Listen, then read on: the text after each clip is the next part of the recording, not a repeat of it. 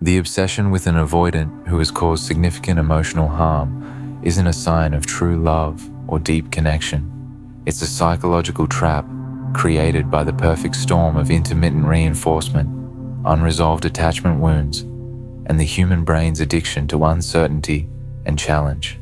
Understanding why this obsession persists despite obvious incompatibility and repeated hurt requires examining the complex psychological mechanisms that make emotionally unavailable people seem more desirable than those who offer consistent love and support.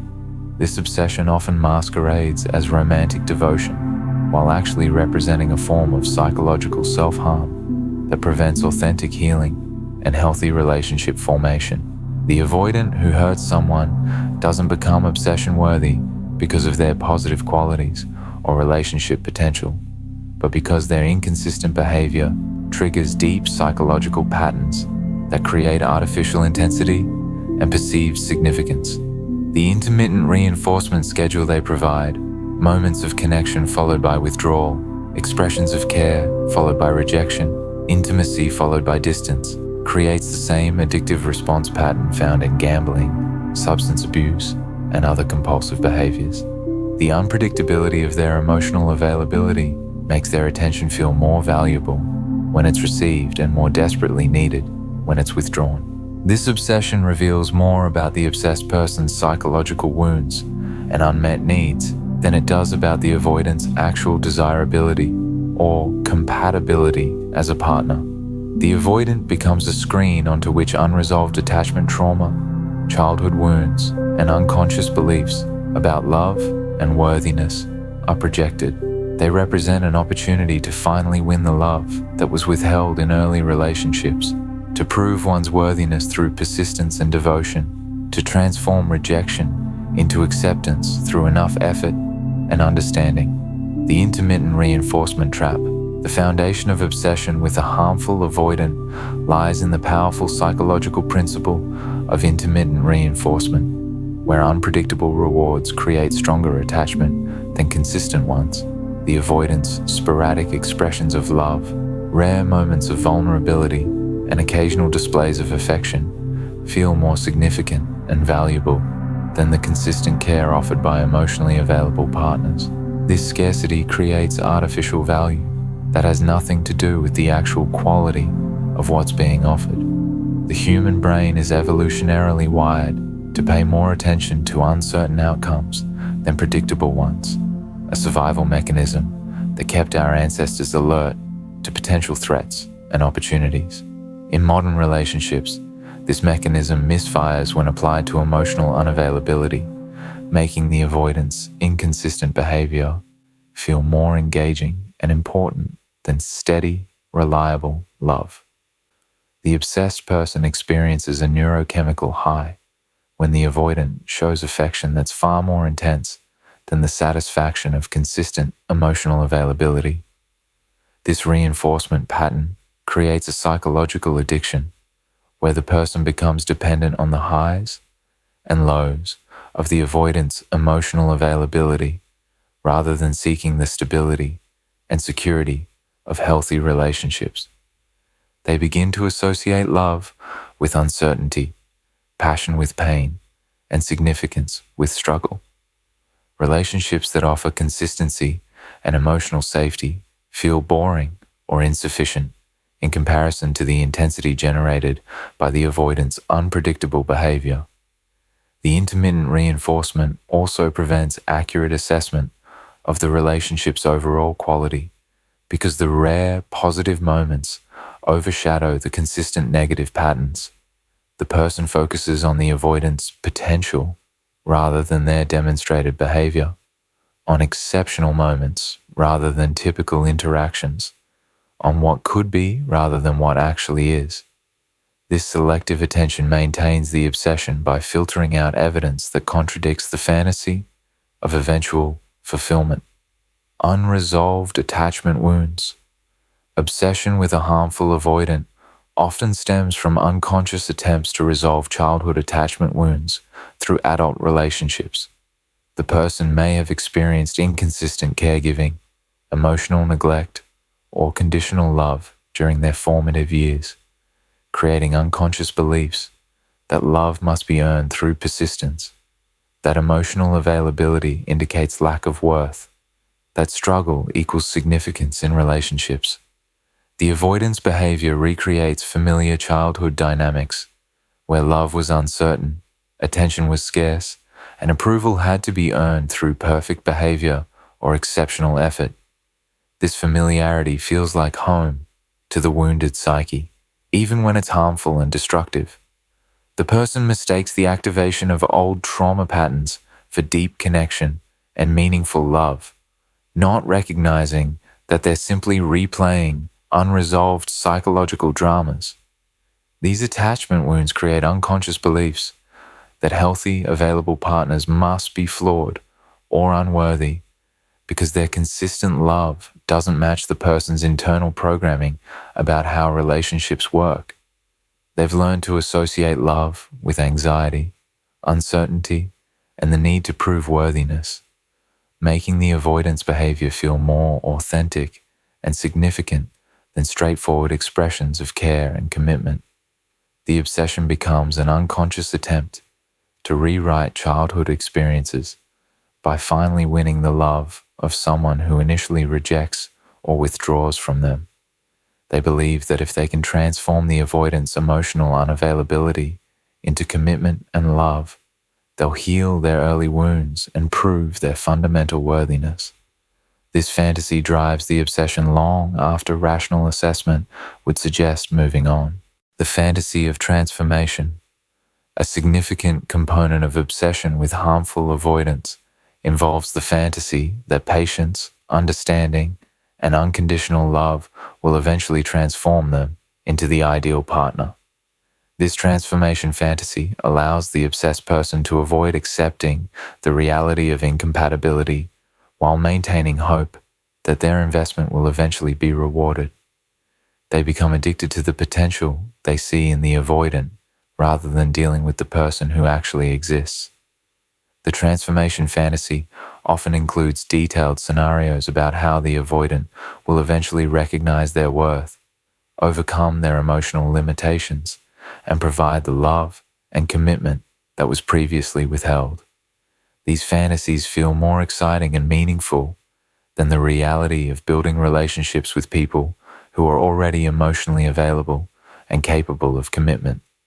The fantasy provides hope and purpose that can become more compelling than actual experience. This fantasy is often reinforced by popular culture narratives about love conquering all, patient partners being rewarded with transformation, and the romantic appeal of healing wounded souls through devotion.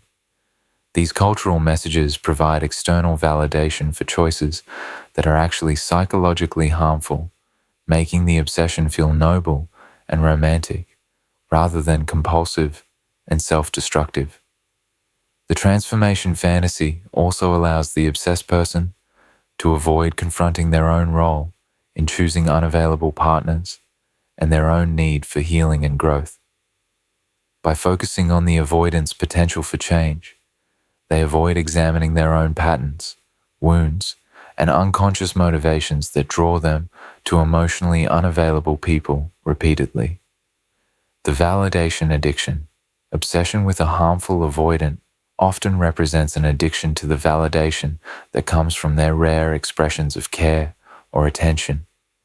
Because the avoidant is generally withholding and emotionally distant, their occasional acknowledgements feel extraordinarily significant and valuable.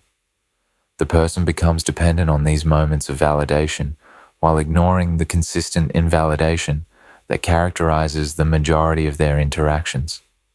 This validation addiction creates a cycle where the person's self-worth becomes dependent on the avoidant's approval and attention. They begin to measure their value through the avoidant's inconsistent responses rather than developing internal sources of self-esteem and validation. This external focus makes them vulnerable to manipulation and prevents the development of healthy self-regard that would make unavailable partners less appealing. The scarcity of validation from the avoidant makes it feel more precious and meaningful than consistent validation from available partners. The person begins to believe that easily given validation is less valuable than validation that must be earned through struggle and persistence. This distorted thinking prevents them from recognizing and appreciating genuine love when it's offered freely and consistently. The validation addiction also creates tolerance, where increasing amounts of attention and acknowledgement are needed to achieve the same emotional high. The person becomes progressively more willing to accept poor treatment in exchange for rare moments of positive attention, gradually lowering their standards and expectations while increasing their investment in someone who consistently demonstrates their unwillingness or inability to provide adequate emotional support. The trauma bond, the cycle of hurt and intermittent care created by harmful avoidance, often produces trauma bonds that feel like deep love but are actually psychological entrapment. These bonds form when someone experiences both harm and care from the same source, creating powerful attachment that's difficult to break despite obvious dysfunction. The person begins to associate love with pain, intensity with significance, and struggle with devotion. Trauma bonds create neurochemical addiction patterns that make leaving feel impossible despite rational awareness of the relationship's harmful nature. The person experiences withdrawal symptoms when separated from the avoidant, including anxiety, depression, obsessive thinking, and physical discomfort. These symptoms feel like evidence of deep love, rather than recognizing them as signs of psychological dependence and trauma. The trauma bond also creates cognitive dissonance, where the person must reconcile their love for someone who consistently hurts them. This often results in minimizing the harm, maximizing the positive moments, and creating elaborate explanations for the avoidance behavior that protect the attachment while ignoring reality. The person becomes invested in maintaining their version of the relationship, rather than dealing with what actually exists. Breaking trauma bonds requires recognizing them as psychological entrapment rather than authentic love, understanding that the intensity of attachment doesn't indicate the health or value of the relationship. Recovery involves developing new neural pathways associated with safe, consistent love, while allowing the addictive patterns created by intermittent reinforcement to fade through non-use. The projection of unconscious needs. Obsession with a harmful avoidant often involves projecting unconscious needs, desires, and wounds onto someone who represents the opposite of what would actually fulfill those needs. The person sees in the avoidant what they need to see rather than who the avoidant actually is, creating a relationship with their projection rather than the real person. This projection maintains the obsession by ensuring that the avoidant always represents exactly what the person believes they need. These projections often include seeing depth where there's shallowness, sensitivity where there's callousness, potential where there's limitation, and love where there's indifference. The person creates an elaborate internal narrative about the avoidant's true nature, hidden feelings, and eventual availability that has little basis in observable reality. This narrative becomes more compelling than actual experience because it fulfills psychological needs that the real relationship cannot meet. The projection also includes attributing one's own capacity for love, empathy, and commitment to the avoidant, assuming they share similar feelings and motivations, despite evidence to the contrary. The person believes that because they care deeply, the avoidant must also care deeply, but simply struggle to express it. This assumption prevents accurate assessment of the avoidant's actual feelings and intentions. Recognizing and withdrawing these projections is essential for breaking the obsession and seeing the avoidant clearly. This process often reveals that the person was never actually obsessed with the avoidant themselves, but with their own projected needs and fantasies. The real avoidant, stripped of projections, often appears quite ordinary and unsuitable for the kind of relationship the person actually wants. the fear of settling. Many people remain obsessed with harmful avoidance because they fear that accepting love from available partners represents settling for less than they deserve. They've convinced themselves that the intensity and challenge of the avoidant relationship indicates its superior value and significance compared to easier, more straightforward connections. This fear prevents them from recognizing that what feels like settling is actually accepting healthy love and appropriate treatment. This fear often stems from cultural messages that equate ease with mediocrity, that suggest the best relationships require struggle and conquest, that love worth having must be difficult to obtain. These messages prevent recognition that healthy relationships feel easier because both people are contributing equally to connection and compatibility, not because the love is less valuable or significant. The fear of settling also reflects unconscious beliefs about personal worthiness and what kind of love is deserved.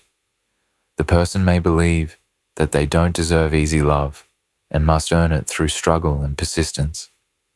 They interpret the avoidance difficulty as evidence that this relationship is special and worth the extra effort, not recognizing that emotional availability should be a baseline requirement rather than an extraordinary gift. Overcoming this fear requires recognizing that accepting consistent, available love isn't settling, but making choices that actually serve one's emotional and psychological well-being. It means understanding that the right person won't require convincing to love and commit, that healthy relationships feel easier because both people are willing participants rather than one person pursuing while the other resists. The sunk cost fallacy. Obsession with harmful avoidance is often maintained by the sunk cost fallacy, where the amount of time, energy, and emotion already invested makes leaving feel like admitting failure or waste. The person believes that walking away means all their effort was meaningless and that continuing might eventually produce the return on investment they've been seeking. This economic thinking applied to emotional relationships prevents recognition that continued investment in a failing situation only increases the eventual loss. The sunk cost mentality makes the obsession feel rational and justified rather than recognizing it as throwing good emotional energy after bad. The person focuses on what they've already given rather than what they're likely to receive, on past investment rather than future potential, on avoiding loss rather than pursuing gain. This backwards-looking perspective prevents forward movement and realistic assessment of actual possibilities.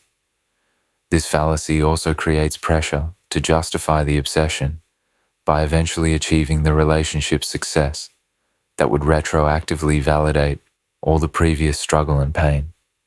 The person becomes invested in proving that their choice to persist was correct, rather than accepting that some investments simply don't pay off, regardless of how much effort is applied. Breaking free from the sunk cost fallacy requires recognizing that past investment doesn't obligate future investment, that walking away preserves whatever energy and emotion remain, rather than losing everything. It means understanding that the lessons learned and growth achieved during the obsessive period have value regardless of whether the relationship succeeds, and that this value doesn't require staying in a harmful situation to be realized. The identity investment. For many people, obsession with a harmful avoidant becomes so central to their identity that letting go feels like losing themselves entirely. They've organized their self-concept around being the patient partner, the understanding lover, the person who sees potential where others see problems. Their identity becomes tied to their capacity for unconditional love and persistence in the face of difficulty, making the obsession feel like a core part of who they are. This identity investment makes the obsession feel noble and meaningful rather than compulsive and harmful. The person sees themselves as demonstrating exceptional loyalty, love, and understanding, rather than recognizing they're participating in psychological self-harm. They take pride in their ability to love someone difficult rather than questioning why they're attracted to difficulty in the first place. The identity investment also creates fear that letting go of the obsession means becoming someone lesser, less loving, less understanding, less capable of depth and commitment. The person believes that accepting easier love means compromising their capacity for extraordinary devotion, not recognizing that their devotion deserves to be directed towards someone capable of appreciation and reciprocation. Developing a new identity based on self-respect, healthy boundaries, and recognition of personal worth allows the person to maintain their capacity for deep love while directing it toward relationships that enhance rather than diminish their well-being. This identity shift requires recognizing that true strength lies in choosing what serves one's authentic needs rather than what feels familiar or challenging. Breaking the obsession. Breaking obsession with a harmful avoidant requires a multifaceted approach that addresses the psychological, emotional, and behavioral patterns that maintain the attachment. This includes going completely no contact to break the intermittent reinforcement cycle, working through underlying attachment wounds that make unavailable partners feel familiar, and developing new relationship patterns based on mutual respect and emotional availability. The process also involves grieving not just the loss of the avoidant, but the loss of the fantasy relationship that never actually existed. This grief work allows the person to separate their legitimate emotional needs from their attachment to someone who cannot meet those needs. It involves accepting that some people are simply unable or unwilling to provide healthy love, regardless of how much they might be loved in return. Recovery requires developing new neural pathways associated with healthy relationships while allowing the addiction patterns created by intermittent reinforcement to fade through disuse. This involves consciously choosing to spend time with emotionally available people, engaging in activities that provide consistent satisfaction rather than intensity, and building self-worth through internal validation rather than external approval. Most importantly, breaking the obsession requires recognizing it as a symptom of unmet psychological needs, rather than evidence of true love or deep connection. The obsession serves functions that have nothing to do with the avoidant's actual suitability as a partner, and everything to do with unconscious attempts to heal wounds, prove worthiness, and recreate familiar relationship dynamics. Understanding these underlying motivations allows for more direct and effective approaches to meeting authentic needs while protecting against future obsessions with unavailable partners. The goal isn't to stop caring about the avoidant or to become cynical about love, but to develop the capacity to distinguish between authentic connection and psychological entrapment, between love that serves growth and attachment that prevents it, between partners who enhance life and those who complicate it unnecessarily. This discernment allows for conscious choice in relationships rather than compulsive repetition of harmful patterns disguised as romantic devotion.